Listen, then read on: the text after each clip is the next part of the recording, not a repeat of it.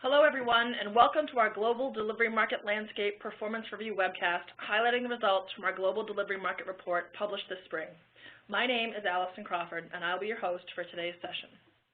Technology Business Research's focus is to provide business research to accelerate our clients' success, and this webinar is a part of these ongoing efforts to find new ways to support you and your business, helping you get the most out of your research investment. As we'll highlight during this session, IT services firms are expanding footprints and capabilities globally, with pockets of investment springing up all over the planet with specific technical focuses. TBR has been tracking this growth for the past 2 years and is pleased to present the findings from the 5th iteration of this study. This information will help IT services firms understand the opportunities and challenges of operating delivery centers across the major global geos and provide actionable insight into the market and competitive strategies that translate into competitive advantage. In the next 45 minutes, Senior Analyst Ramunas Svarcas and Director Lindy Hanson will delve into the trends driving the results featured in this study, followed by Q&A of these trends and how they will affect you. But before I pass this over to Ramunas and Lindy, there are a few logistics I'd like to cover. First, we will be recording today's session and posting it on our YouTube site, TBRI channel. We encourage you to visit our channel to watch this presentation or any of the others that we've posted. Second, we'd like to hear your opinions and thoughts on the materials we're presenting. Please send any questions or comments to the Q&A or chat function. Ramunas and Lindy will address them at the end of the presentation. Or, if you'd like to set up a client inquiry for more detailed discussion, please reach out to them directly at the end of the webinar to set up that discussion. Third, we'll send out the slides to everyone registered for today's webcast within 24 hours of the conclusion of the webinar. You can also find these slides, as well as other thought leadership pieces, webinar decks, and commentaries on SlideShare at www.slideshare.net/TBR_market_insight, and I'll be providing all these social media links at the end of the presentation. With that, let me introduce Ramunas Svarcas, Senior Analyst and Engagement Manager in the Professional Services practice. For the past 12 years, Ramunas has covered the IT services market for TBR. The depth of his knowledge has helped our large services clients plan their strategic roadmap, increasing their profit margins and lowering their risk. He is joined by Lindy Hanson, who is the Director of the TBR Professional Services practice. Her 17-year career at TBR includes working not only in the professional services practice as a senior analyst, but also in the computer business and custom research practice areas. Both, as the senior members in the TBR Professional Services practice team, bring a wealth of knowledge and experience obtained through past and ongoing interactions with existing IT services vendors.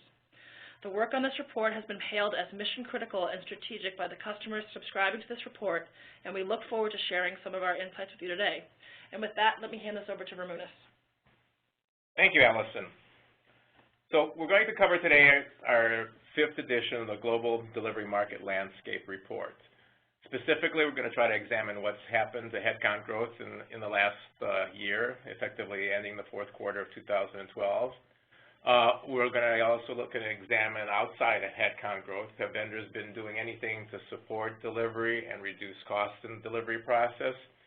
And then finally, we've noted one group in the global delivery market landscape that has been changing and transforming themselves. And yet they continue to lead in IT services revenue growth, namely the Indian-based vendors. And we're going to be examining how we believe they are starting to reinvent themselves.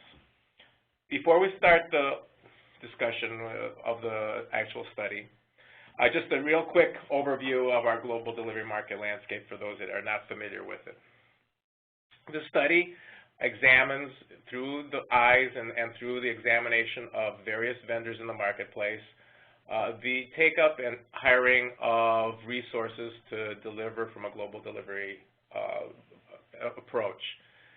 Specifically, we are looking at headcount growth and resources that are being acquired in low-cost regions of the world as well as onshore regions of the world, and trying to put it all together and figuring out exactly what are the trends, how is it driving performance for these vendors, what is in store in the future, and are there any significant changes occurring in the marketplace. We cover 14 key IT services vendors in the study. They're listed here below on the bottom of this slide. And for each one of these vendors, there's a separate write-up and report within our study, besides the overall executive summary, that identifies exactly what the specific vendor is doing, their approaches, their strengths, their weaknesses in regards to global delivery, and where we believe they may be heading in the future. So with that, a quick overview of what's happened in the marketplace. Completing the study this year and for last year, recently, we noted that across the board, everybody's investing in low-cost delivery resources. We're seeing low-cost headcount growth growing with various vendors that have hardware infrastructure and provide support and maintenance services, with plain systems integrators that really partner and leverage others as well as themselves. They're also growing headcount. And then on the same token, the Indian vendors themselves are also expanding and growing their low-cost delivery headcount. However, we're also noting that there is a lot of differences occurring in the marketplace, and between the groups there is change occurring. Onshore headcount growth for both the systems for all the systems integrators except for the Indians is declining, or has actually gone down dramatically. In other words, people are not hiring as many onshore resources, or in some cases are actually contracting the market. So there's a bit of change going here, and as firms are trying to deal with somewhat of a mild economic climate, they can't generate IT services revenues as quickly as they could in the past. There's constraints, various things impacting the marketplace. So subsequently, we're seeing them reacting to the market in a number of different ways. So what actually is happening with headcount growth as a result of 4Q 2012? We believe that headcount growth deceleration is ending. Why is it ending? It certainly is a lot of signs that it may not be ending. And when we look at it, from a firm-by-firm basis, the chart here on this page shows how the headcount has changed for each of the 14 vendors that we examined in this study. The bars themselves reflect actually total headcount, but the little circles with the arrows are indicating headcount growth. And as you can see across the board, every one of the cases here, headcount growth has declined. And there are a few instances where actually there's been some contraction in the headcount space, specifically with regards to Dell, HP, and C&SI. But yet these are extraneous factors that are actually driving that headcount contraction outside of just simply driving their business models. So there certainly is a lot of indication that headcount growth continues to decelerate. If we go to the next slide, this deceleration is occurring across the globe. We're not seeing any real difference anywhere. There is a contraction occurring in terms of how quickly people are adding headcount. The Global Delivery Market Landscape report actually gets into a little bit more detail for each one of the vendors in terms of the countries where they're adding resources. This is a summation of all 14 vendors in terms of how headcount is being expanded in the given countries. And we can see very, very quickly here that a year ago, in the fourth quarter of 2011, there was only really one country that was basically adding headcount at below, a double-digit rate. In 4Q12, there are only four countries that are actually growing or adding firms are adding headcount in a double-digit rate. So definitely the slowing has occurred across the board. So the question that is raised is, how do we come to our conclusion? How are we determining that we believe this deceleration is finally occurring? This last chart basically maps out revenue growth versus headcount growth. The green bars on the chart reflect revenue growth, and the gray shaded bars reflect headcount growth. And as you can see, there's definitely a pattern here. I mean, one of the interesting things about this is that headcount growth has never in total gone negative for the last, 3 years. But it definitely, we've seen some revenue decline, especially at the end of the third quarter of 2009. And, we've seen this trend occurring throughout, starting at the beginning of the fourth quarter of 2011 and occurring all the way through 2012. Yet in the fourth quarter, for the 14 firms that we cover, it looks like it's turned the corner. And we suspect that if that is in fact the case, we're going to see these bars starting to head upwards again. And upwards means basically that headcount growth is going to, again, start to accelerate, and we're going to see larger headcount growth rather than smaller headcount growth for the many firms that we examine. So that's why we believe headcount growth deceleration is ending. So what else are the firms doing within the marketplace? Internal initiatives to grow revenue without headcount growth are continuing. We're definitely seeing this happening in the marketplace. There's constantly announcements occurring in the marketplace of firms, declaring that they're looking at IP, investing in research and development, creating new platforms, new solutions, and trying to detach headcount growth from revenue growth. The real challenge is that, in fact, IT services is a headcount game. People are served by people.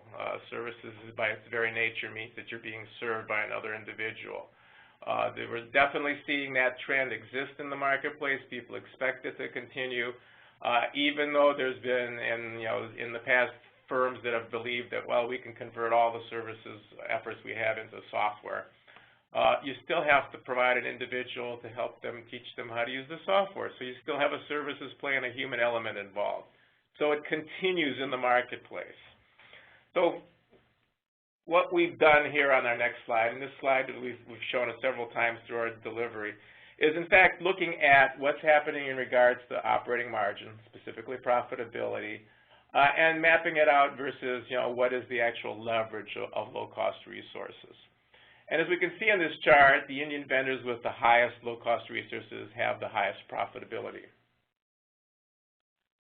What is interesting is that these little arrows that are plotted on this chart indicate the change in that operating margin, change in profitability. And really only two vendors with really high low-cost leverage show that there's been a significant change in their profitability. And this is IBM and HCL. Both these vendors continue to be improving their profits in spite of the fact that they are adding resources, but their own addition of resources is not going on nearly as fast as the improvement in their profitability. Now, there's a couple other vendors here that have also seen some improvement in profitability, but two of them specifically, T-Systems and CSC, really have very low profit margins. That change there is very, very minuscule in terms of if you go from a -1% profit to 1% profit, that's a 200% change, and yet so those changes are not very significant as far as we're concerned at this point in time. So definitely, we're seeing some leverage, and people are starting to leverage IP and resources and try to break the chain of revenue and headcount, but it is not occurring across the board. And we don't expect that headcount growth is going to recover quickly because, one, all the firms are being very careful about their adding headcount.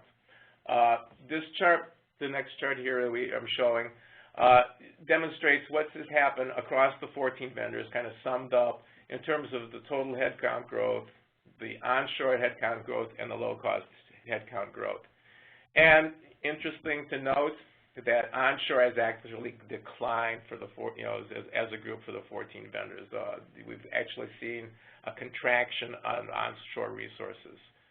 Really, we've had 4 firms that really contributed most to this. And if we go to the next slide, we'll also see that here. The 4 firms specifically are excuse me, Dell, HP, Xerox, and if I recall correctly, CSC. Now what's happening is that the contraction in headcount is causing some positive impacts and some negative impacts. And when we look at overall revenue and operating profit per employee, it really shows us an interesting picture here as well. And again, IBM and HCL pop out as very significantly seeing improvement and percent change in year-to-year operating income and profit per employee. Now, T-Systems and CSC both appear to be, wow, they're doing much better, but they too also are looking at very low profit margins per se, and they also themselves have gone from positive to negative changes. So those jumps in the profit margin portions are really, you know, a nuance of the actual numbers that we're looking at for them. So we're basically seeing that only two firms are really successfully, you know, improving profitability, and we believe it's through the leveraging of IP and tools and platforms and resources. So how are we going to be examining this in the future? This chart really just shows that we know that overall, you know, everybody's adding low-cost resources, and they continue to do so. The little green arrows pointing upwards suggest, you know, when we're talking about total headcount, means that total headcount is going up. And it's a visual kind of demonstration of what's happening in the marketplace. On the onshore column, we see that except, you know, a number of firms are basically reducing their onshore headcount. It's going downwards. The growth is not there. However, you know, while we look at some of the other variables, we're seeing attrition declining, but that's a green arrow because declining attrition is a good thing. And utilization improving is an upward arrow, and if that's going up, that's a good thing. So when you look at all the arrows across the board, that estimated column really counts up the number of green and red arrows and tells you which direction it should be. And then the last set of arrows, which I labeled as actual margin, is telling you what the actual margin change has been for the company, and we also have provided the actual margin percentages for the firms. And as you can see, while the arrows in the directions of what's happening within the firms should indicate, you know, that there should be also the profitability and margin impact, it's not always the case. We know in the instance of Atos and Capgemini, they're European-based vendors. They basically are struggling in their marketplace, and they've historically been saddled with a very expensive labor force that's centered in Europe. They're trying to reduce that labor force and substitute it with low-cost resources from other global locations. So, you know, they're doing all the right moves, but they still haven't been able to significantly improve their profitability. And this is true across the board. There's other margin factors that do influence what's happening in the marketplace. In addition, we know that there are other corporate strategies that are occurring in the marketplace. We're seeing that, you know, some firms, rather than actually hiring large quantities of people in low-cost regions, are acquiring firms in those regions or are acquiring resources. They're merging, they're, you know, making acquisitions. So it's a different financial approach. There's costs associated with it, which don't necessarily always have a direct profit improvement.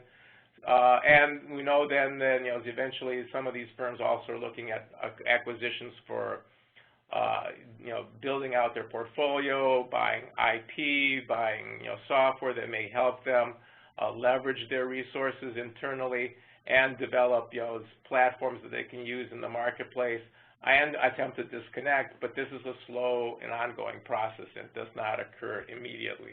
Subsequently, there are a number of, you know, things that we are ourselves looking at to determine when actually will the true, you know, breakage in headcount versus revenue growth occur. And the specific items we're looking at are, you know, the increase in platform-based solutions.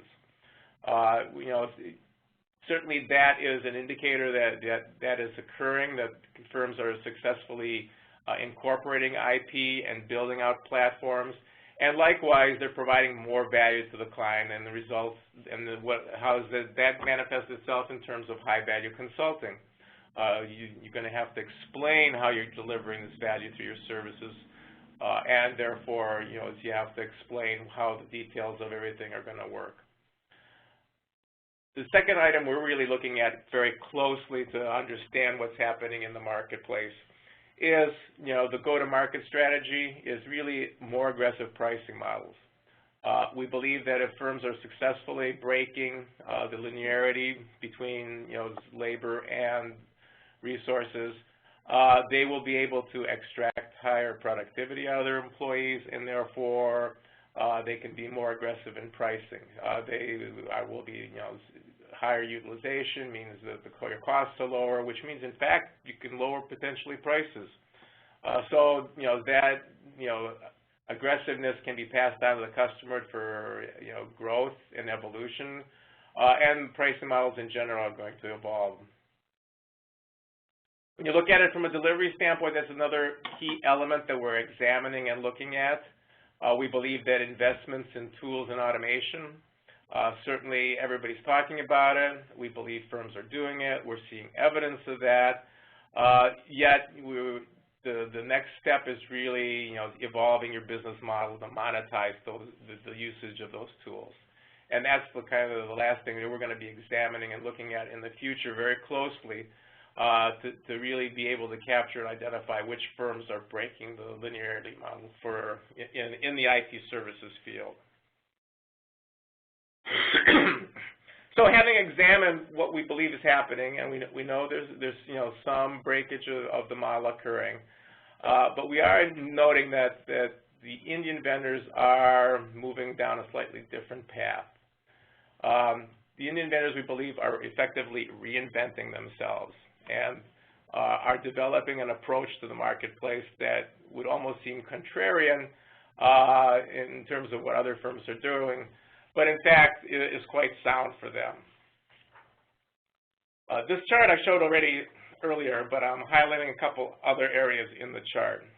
If you note, the Indian vendors, and I've already mentioned before, typically the most profitable vendors in the 14 that we're examining here in our global delivery market landscape. And what's interesting to note is all 5 of the vendors we were looking at are expanding their onshore presence. They're hiring onshore, in some cases more so than in low-cost locations. Why are they doing this? We believe they're trying to focus on expanding their consulting capabilities. They're trying to move up the value chain and generate engagements that are more valuable. We know that there's an ongoing pressure to minimize importing foreigners into the various developed regions of the world. So they're trying to overcome visa issues by hiring onshore and developing resources onshore. They're also trying to improve their customer satisfaction and get close to the customers, and one of the key ways to do that is be on site, on premise, be close by, be able to pop into a customer's account and visit with the client at a moment's notice rather than 2 days later flying in from India. And ultimately, they were also seeing that they're investing in manpower and IP that's domestically produced. Indian firms have been always known to be very good copiers, not necessarily always the most ingenious, excuse me, I'll just skip the word. Not always very creative, although they do have some creative solutions of their own, but they tend to be much better copiers. And as a consequence, if they can invest in or acquire small consulting firms that have a lot of knowledge and manpower and are very capable of generating ideas here in the various domestic locations and therefore onshore, they're moving in that direction to really position themselves better to move to and break the headcount growth process of the future and leverage that IP and bring it into play to basically reduce the amount of manpower you need to generate equivalent revenues. When we look at the Indian vendors, one thing that we also noticed, it was pretty interesting, is that we saw that there's really 2 groups. In theory, you could call it 3 groups, but really 2 groups of vendors. Those that, and all the Indian vendors we see manage to basically operating margins and operating profit. And they have certain internal goals that they attempt to accomplish. The key is what do they do with the excess profitability that they have. And what we've noticed is that both Cognizant and HCL tend to reinvest that into their portfolio, into their solutions, into the IP that we're talking about in terms of trying to break the linearity model. This chart here really shows quite a bit of information. The bars reflect revenue, and the blue portion of it reflects the revenue pie for each revenue numbers for each of the firms for each of the years. The green portion of the bar is actually the profit that those firms have generated. The dark green circles are really reflecting their percent growth in revenue, and then the kind of light shaded with the dark borders, little circles, which I have actually put a box around, are actually their operating margin level. And as you can see, the operating margin levels typically for Cognizant and HCL have been below Infosys, TCS, and Wipro. So they basically are targeting slightly lower operating margins to generate revenue growth. And they're doing it quite successfully because they've been growing their revenues quite handsomely here over the last several years. Infosys and to a certain extent TCS have much higher operating margin targets. As you can see, the boxes are at a much higher level in the 25 to 30% range. And interesting enough, their revenue growth shows the consequence of that, having actually dropped off pretty dramatically both in 2012 for both firms. We don't see Infosys soon changing that philosophy and approach. We believe they've always been very margin protective and will continue to do so. On the other hand, TCS, we believe, may be transitioning to kick back growth in the future here because of the decline, and they have traditionally wanted to be the #1 and the largest Indian vendor in the marketplace. So that may be changing. And finally, Wipro kind of falls in between the two other groups. They have suffered, as has Infosys and TCS, in terms of a decline in revenue growth. And we believe that they're going to probably try to push that back up by, focusing on their margins and not necessarily trying to extract the highest possible margins from the marketplace. So obviously, the Indian vendors are managing their businesses very closely to profit. And one of the key elements of that is their manpower. And we know that, they all have very high leverage of offshore resources. What's interesting to note is that, in fact, when we look at it across the board, attrition rates for virtually all the vendors in the study except for 3 have been declining over the last year, and in fact looking at it year over year, which certainly tells us that while there's been a huge push in obtaining low-cost resources, the vendors are also very cognizant that just obtaining those resources but then quickly losing them to other vendors is not a very cost-effective approach. And it doesn't generate profit margins the way you'd like them to, because then you end up into a huge training issue and ongoing retraining and training again and again. So, looking at the overall attrition, we're definitely seeing that attrition rates have fallen. And part of that is, we believe also, is that we've seen quite significant wage escalation for low-cost regions. Many of the vendors, in fact, all the vendors across the board here have provided pretty sizable salary increases over the last year for all their low-cost employees to really minimize that attrition issue and help them keep the profits of this position where they want to. And we believe this is one of the key drivers for the Indian vendors. They recognize that they have to do this in order to succeed in the marketplace. So really, what's happening? We're going to see key areas that we need to watch here in the future, especially with the Indian vendors. We believe that they're managing the business, managing attrition, and have specific profit targets, which are going to drive certain events and changes in the marketplace. By keeping their profits in a certain range, they can be very competitive from a pricing standpoint. if they're successful and continue to be successful, especially if the likes of HCL, for instance, to continue to leverage IP and tools and continue to drive profitability upwards in spite of the fact that they're not adding a lot of headcount, but leveraging those tools, they're going to become much, much more competitive in pricing standpoint, which then can basically end up them taking those extra profits, investing in sales and marketing investments, and ultimately they're going to continue to expand and grow their market share and revenue. And it really precludes for many of the more traditional systems integrators to be very careful looking at their pricing models and how they're leveraging those tools, and or developing that IP and maybe potentially accelerating that process. IBM certainly is on that track, but we definitely have to see some signs that the other vendors are succeeding in that area for the future, and or whether or not they will be successful in breaking the headcount revenue relationship in the future. So with that, I can open up the floor for questions. Great. Thanks, Ramunas, and thanks. I had a couple questions come through so far. I do encourage anyone who has any questions on what Ramunas just presented to send them through now. The first question we have, Ramunas, do you believe the India-based vendors can compete successfully with the established large MNCs? I think they have a chance. Certain vendors, I think, will be more successful, others less successful.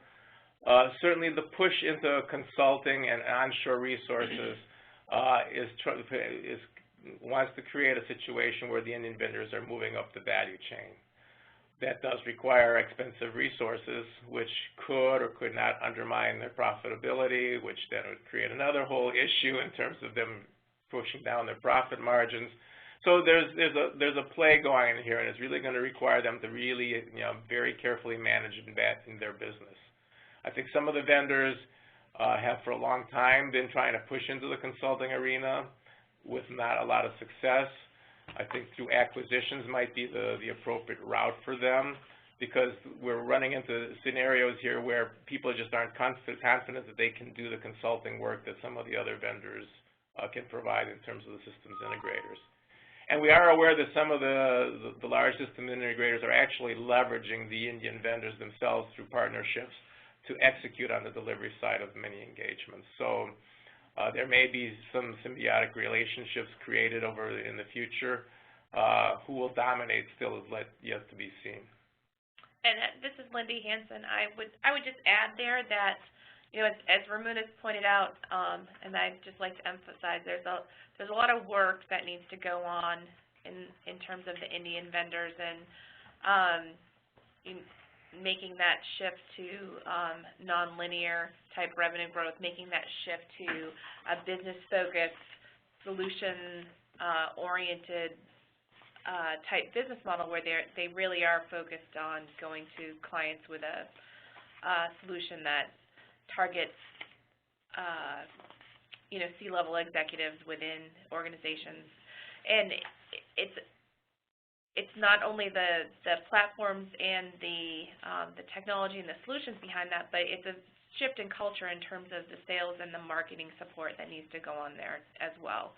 And that's where we see a major transformation is necessary within those firms to go to market with, and I'll use IBM Smarter Planning as an example, with a really cohesive, bundled solution that brings in pieces across the firm and ties it up with a really effective marketing campaign. So those are the changes that we expect need to happen from an Indian vendor perspective. Okay. The next question we have, could you speak more about how these firms and their clients are using platform-based solutions? What we're seeing is happening is that effectively many of the firms go in and create an engagement and have a single success story.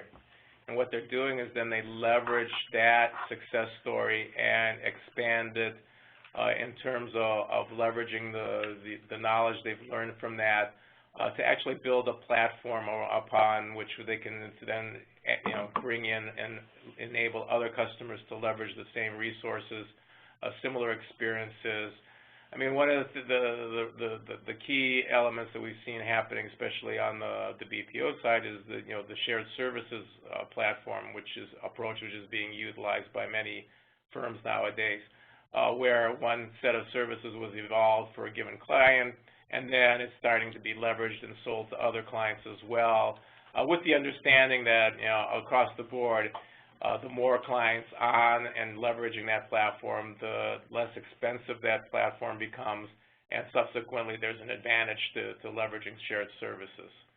So that's kind of what we're seeing from an evolution standpoint. We know that in the cloud area that hasn't yet quite happened as much as just in terms of hosted environments and so forth, but we believe that it's going to come down the tube eventually. Okay. Next question. On a geographic basis, which regions or countries will see the best resurgence in low-cost headcount growth? That's an interesting question. If you recall the chart I posted during the presentation, we really saw the best activity occurring in the Eastern Bloc European countries, the ex-Eastern Bloc European countries. I think Europe provides an interesting scenario because those low-cost regions really are near shore to a number of the developed regions there in Europe, and they will be leveraged much more than, say, Indian or external regions in terms of support for low-cost resources. I think that's kind of Europe has got the greatest potential for resurrecting and coming back. And I think many of the European countries recognize that they have to start becoming very competitive in the global marketplace. So they're going to have to at least leverage their continental resources at the very least to become competitive. Okay. The next question we had come through. Would you say the different operating margin strategies are the primary reason behind the divergence in performance we have been seeing over the past year between TCS, Cognizant, and HCL on the top end, and Infosys, Wipro lagging, or are there other factors at play? I would say that certainly the focus is key. We know it for a fact that we are in a situation where many engagements are many clients are very sensitive to their costs. They're engaging firms to reduce costs, and they're engaging firms to reduce, to provide services at the lowest cost possible, because we are in a very competitive environment where profit margins are being focused on very much because revenues are not growing quickly. So, those firms that are kind of holding a line on profitability are not seeing the revenue growth and therefore the performance. The prime example, I would say, is probably IBM, who's really seen a contraction in their overall services revenue growth, yet their profitability continues to be stellar because they're maintaining profit margins, but as a consequence, they're not gaining the share in the revenue growth. I think Infosys has historically also been focused on profitability, but they're competing with the likes of HCL or some of the other Indian vendors who are willing to provide services at a slightly lower price point, or put more skin in the game, or whatever, in terms of provide a different competitive pricing scenario and get the business and take the risk further on out. So I think, yes, their approach to their profitability is impacting directly their revenue. Yeah, and I'll just add, I agree with Ramunas' assessment, and it's supported by one of the previous slides in the deck where we compared low-cost leverage with operating margin. And it's clear that today and historically, low-cost leverage has been the best indicator or metric that we can point to in terms of operating margin, the closest correlation in terms of business metrics. And when we look across the Indian firms, we do see a pretty consistent strategy in terms of how they structure their business, how they structure engagements, how they staff those, and where they deliver them from. There are clearly small nuances and differences across them, but the overall trend is very similar. And as Ramunas pointed out, what's really different is that balance between where they focus on revenue versus growth. So we see, the different firms all sitting in a different position in terms of how they weight those two and where they place their emphasis. The game changer going forward is how they're going to implement these platform-based solutions and that nonlinear headcount model. And that's really going to be the next wave of differentiation and wave and impact to the operating model. So we're going to watch that closely to see how they're investing in terms of acquisitions and R&D and platform-based solutions that will drive that next wave of change. And that brings an interesting also thought that the Indian vendors have historically had a sales model where they come in and they basically say we can do it, and then they throw a lot of resources into the pie to accomplish that. But we're seeing that the complexity of the solutions, and in fact everybody's looking for solutions, not just a point-in-time fixes in their environment. We just don't want to, we just want to reduce some costs, so let's, outsource some of our HR functions. Well, no, we want to clean up and make more efficient overall in how we serve our, internal clients here, our employees. So it's got to be a solution, and that requires a consultative effort as well as a sales effort. So it really means, it's a much more encompassing sales approach, which is much more unified, and it brings a consulting effort into the picture as well. So it's going to require some reengineering within the Indian firms. Okay. We have a couple more questions in queue. We might only be able to get to one of them. The next question we have is, do you see Mexico gaining more relevance in the nearshore scenario? Why, in your point of view, is this happening? Well, I think one of the clear trends that we see happening is Brazil is becoming definitely less attractive in the nearshore scenario. So based on political and some of the cost and social benefit policies within that country, we definitely see vendors looking to nearshore alternatives to Brazil. So it's not surprising that you'd see an uptick in other countries like Mexico. And the labor rates in Mexico have become very, comparable. I think we were seeing a lot of manufacturing being well supported out of Mexico. So as a consequence, as that labor skill pool expands and grows, there also gains more additional people to actually function from an IT services perspective as well. So overall, the region is Mexico is being looked at much more favorably as a potential location for this low-cost expansion. Great. Looks like we're right out of time. So with that, I'd like to take the chance to thank you for your presentation today, and thanks everyone for sending through the questions. As Ramunas and Lindy mentioned, this study is available now, so if you'd like to get more information, you can reach out directly to them at the emails listed here. I'd like to also encourage you to follow both Ramunas, Lindy, as well as TBR on Twitter at the handles we have listed. And as promised, I have included the links to our social media sites, where you can get access to the slides, these slides as well as other slides, and the YouTube recording at the links listed here. As I mentioned, we will be sending out these slides directly to you tomorrow, so you can stay tuned for that. I will be keeping the chat function open for another couple of minutes just to see if there's any last-minute questions or comments, or if you'd like to set up any more further conversations with either of the analysts. Thank you, everyone, for your time, and we look forward to speaking with you guys all again, if not in the next couple of days, in the next 6 months, when the 6th iteration of the study comes out. Thanks, everyone. Have a great afternoon.